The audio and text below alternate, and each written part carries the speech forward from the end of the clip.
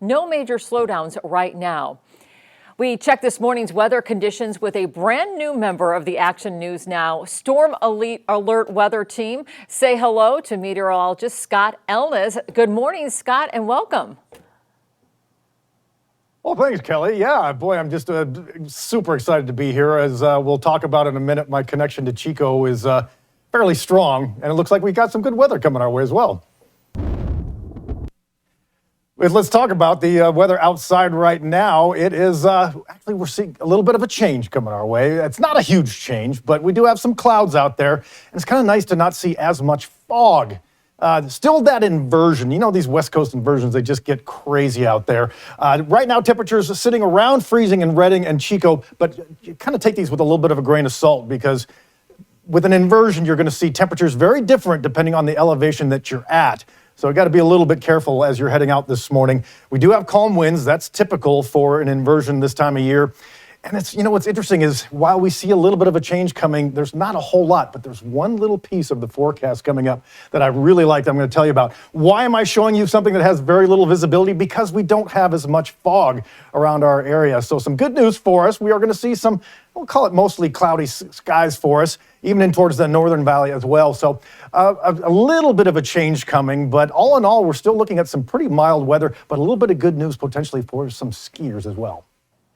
Now, Scott, I understand you have spent a lot of time working in the western U.S., including Chico. So talk about where you've lived and worked.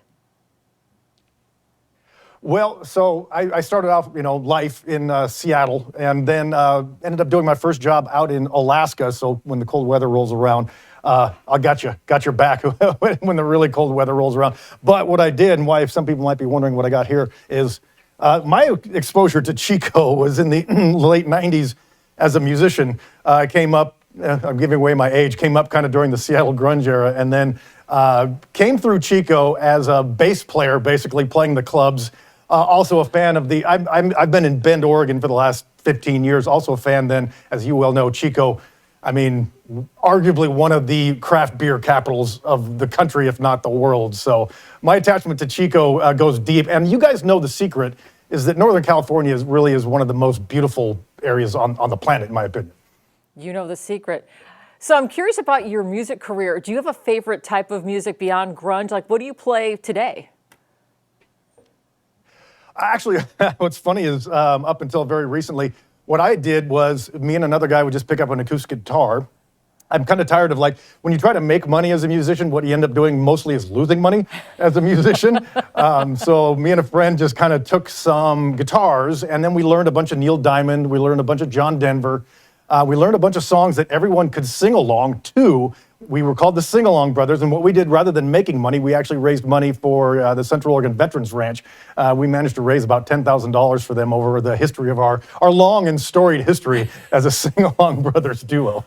Fantastic. And I see you're very active on social media, so we'll be touching in with you a little later in the show to talk about your connection with the audience through social media. But welcome, Scott, and I look forward to hearing your wonderful music talents at some point in the future.